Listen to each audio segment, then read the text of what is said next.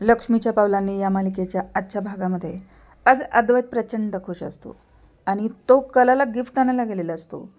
त्याला वाटतं की कलाला फार किमती गिफ्ट नाही द्यायचं आणि म्हणून तो तिच्या आवडीचं काय गिफ्ट घेता येईल म्हणून तो सगळीकडे विचार करत फिरतो आणि त्याला सुचतं की आपण तिला एक छानसा बुके द्यावा आणि तो प्रचंड आनंदामध्ये कलाला गिफ्ट देण्यासाठी येतो. अंजूला म्हणतो, अंजू 2 कॉफीवरती पटकन घेऊन ये.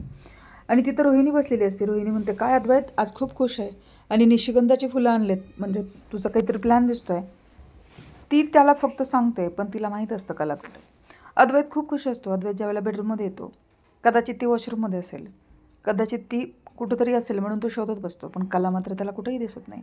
त्यावेळेला तो पटकन खाली येतो आणि सगळीकडे शोधायला लागतो. आजोबांना विचारतो, कला तुम्हाला सांगून कुठं गेले का? रोहिणीला विचारतो, आत्या तुला कला काही सांगून गेली का? पण कोणालाच काय माहीत नसतं. अद्वैत कलाच्या घरीसुद्धा फोन करतो आणि त्याच्या आईला विचारतो, तुम्हाला कला भेटायला आली आहे का तुम्हाला काही माहिती आहे का? त्यावेळेला ती म्हणते, खरेचंच घर आहे बरोबर आहे, पण तुम्हाला कुठल्या कलेशी बोलायचं आहे, कुठल्या खरेशी बोलायचं आहे? त्यावेळेला तो म्हणतो की मी तुमचं जावई बापू बोलतोय. कला आली आहे का तिकडे? पण कला तिथेही गेलेली नसते. अद्वैत सगळीकडे शोधायला चालू करतो, कारण कला कुठेही जाणार नसते, त्याला माहिती असतं. त्यावेळेला अचानक आजोबांना आठवतं की कलानं त्यांना सांगितलेलं असतं की आज गिफ्ट आणण्यासाठी मला बाहेर जायचा मूड नाही आहे, मी घरातच काहीतरी बनवणार आहे आणि आउट हाऊसमध्ये कला असेल हे आजोबांच्या लक्षात येतं. आणि आजोबा अद्वैतला सांगणार इतक्यात अद्वैत पटकन बाहेर जातो. अद्वैत कलाला शोधण्यासाठी सगळीकडे फोन करायला लागतो आणि अद्वैतला आजोबा सांगतात की ती आउट हाऊसमध्ये असेल बघ. त्यावेळेला तो आउट हाऊसकडे जातो. त्यावेळेला आउट हाऊसचा दरवाजा बंद असतो. आउट हाऊसचा दरवाजा बंद आहे असं अद्वैत म्हणतो. कला तिथंही नसेल. त्यावेळेला आजोबा म्हणतात, असं कसं शक्य आहे? कारण कलानं मला सांगितले आणि ती नक्कीच आउट हाऊसमध्ये असेल. सगळ्यांना प्रश्न पडला आहे, नेहमी घरभर वावरणारी कला आज कुठं गेली? आज कुणालाच काही सांगितलेलं नाही आहे. आज घरामध्ये अनामिकाने जे काही उद्योग केलेले आहेत त्यामुळं कला अपसेट वगैरे झाली की काय? आता नेमकं काय घडलं की कला घरामध्ये नाही आहे? आजोबासुद्धा खूप विचार करत आहेत आणि मग अद्वैतला ज्यावेळेला सांगतात त्यावेळेला ते सगळेजण गेस्ट रूममध्ये जातात आणि ज्यावेळेला ते आउट हाऊसमध्ये ओपन करून बघतात त्यावेळेला कला तिथं निश्चित पडलेली असते. आणि मग त्यावेळेलाच रोहिणी प्रचंड खुश होते. रोहिणी म्हणते, आता कलाच्या आणलेला बुके तिच्यावरतीच टाकायला तुला मदत होणार आहे. कला आता गेली अद्वैत असं म्हणून ती प्रचंड खुश होते. अद्वैत तिला उठवायचा प्रयत्न करतो पण कला मात्र उठत नाही. कला पूर्णपणे बेशुद्ध असते. त्यावेळेला काकू पाणी घेऊन ये म्हणतो.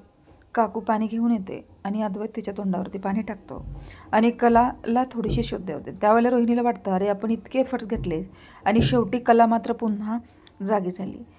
काही केलं तरी ती मात्र शुद्धीवर आली म्हणून तिला फार वाईट वाटत असतं, कारण तिनं घेतलेला आजपर्यंतचा सगळा एफर्ट्स इथं वाया गेले.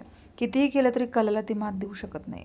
कला लक्ष्मीच्या पावलांनी खरं तर अद्वैतच्या घरामध्ये आलेली आहे हे समजायला सगळ्यांना फार उशीर होतो आहे आणि रोहिणी मात्र चुकीच्या मार्गाने जाते, पण तिच्यावरती मात्र शंका कोणीच घेत नाही. हळूहळू कला शुद्धीवरती यायला लागलेली आहे आणि अद्वैत म्हणतो, काय झालं तुला? त्यावेळेला ती म्हणते, अरे सगळीच हवा बंद होती त्यामुळे मी बेशुद्ध पडले. त्यावेळेला अद्वैत म्हणतो, तुला माहीत नाही आहे का, त्या दिवशी तू लिफ्टमध्ये सुद्धा बेशुद्ध पडली होतीस आणि लिफ्टमध्ये बेशुद्ध पडल्यावर तुला हे सगळं चालत नाही तुला माहिती आहे, मग तू इथं का बसलीस? त्यावेळेला ती म्हणते, मी इथं बसले कारण मला थोडंसं तुला गिफ्ट द्यायचं होतं आणि मी काहीतरी बनवावं म्हणून बसले आणि अचानकच लाईट गेले आणि दरवाजासुद्धा बंद होता आणि मी दरवाजा ओपन करायचा प्रयत्न केला पण दरवाजा मात्र ओपन झाला नाही. तितक्यात अंजू म्हणते, मला काहीतरी आठवलं आहे, मी रोहिणी मॅडमला आउट हाऊसकडे जाताना पाहिलं आहे. त्यावेळेला रोहिणी विचार करत असते. रोहिणी म्हणते, अंजू काहीही बोलते, मी असं काहीही केलेलं नाही आणि मी आउट हाऊसकडे का जाईल? उलट हिचंच लक्ष नव्हतं, आउट हाऊस ओपन दिसलं आणि म्हणून मी दरवाजा बंद केला. आणि मग अंजू, तू न केलेल्या कामामुळेच आज हे सगळं घडलं आहे, कारण ह्याच्यामध्ये तुझी चूक आहे, माझी चूक नाही आहे, म्हणून ते अकांतंडाव करायला लागते, अक्रस्ताळेपणा करायला लागते. त्यावेळेला आजोबा म्हणतात, रोहिणी यात तुझीसुद्धा चूक आहे, तू नेहमी वेंदळेपणा करतेस, तुला बघायला नको होतं का आउट हाऊसमध्ये कोण आहे कोण नाही? त्यावेळेला अद्वैतलासुद्धा आठवतं. तो कलाला म्हणतो, खरे तू म्हणलेली मला आता म्हणणं पटायला लागलेलं आहे, कारण की तू म्हणत होतीस की या घरामध्ये अशी कोणतरी व्यक्ती आहे जिला मी घरामध्ये नको आहे. आत्ता मला तुझं म्हणणं पटायला लागलं आहे. त्यावेळेला या सगळ्यामध्ये नेमकं कोण असेल हा विचार अद्वैत करायला लागतो. आजोबा म्हणतो, असल्या कुठं तरी चौकशा करत बसू नका आणि आता प्रकरण वाढवू नका, आता हे सगळं इथंच सोडा. त्यावेळेला कलासुद्धा विचार करायला लागते, खरंच घरामध्ये कोण आहे? आता रोहिणीकडे शंका चाललेली आहे, कारण अंजूने रोहिणीचं नाव घेतलं आहे. अद्वैतला सुद्धा पटायला लागलेलं आहे, कारण नेहमी कलावरती खूप त्रास होतो आहे आणि कला अशा कुठल्या तरी अडचणीमध्ये सापडते आणि मग नेमकं घरामध्ये कोण आहे हा प्रश्न त्याच्या मनामध्ये येतो आहे. पण आजोबा मात्र मध्ये पडतात आणि हे सगळं प्रकरण वाढवून देण्यासाठी प्रयत्न करतात. अद्वैत आणि कला बेडरूममध्ये येतात आणि अद्वैत कलाची अगदी खूप बारकाईनं काळजी घेतो. तिला अगदी ठसका लागला तर तो पाणी पाजतो आणि आता तू कुठलंही काम करायचं नाही. तितक्यात कला तिथं पडलेल्या कपड्यांच्या घड्या घालायला उठते. त्यावेळेला अद्वैत म्हणतो, अजिबात करू नको, मी परफेक्टनिस्ट आहे ना, मीच काम करणार आणि मला सगळ्या गोष्टी येतात. त्यावेळेला कला तिथं बसते आणि अद्वैत घडी घालत असतो पण अद्वैतला काही जमत नाही.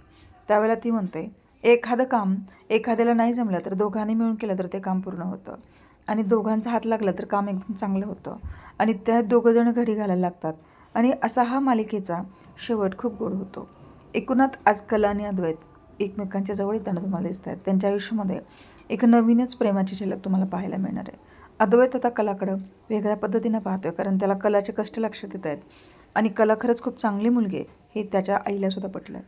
बघूया येणाऱ्या भागामध्ये काय होतं. पाहत राहा लक्ष्मीच्या पावलांनी ही मालिका. धन्यवाद.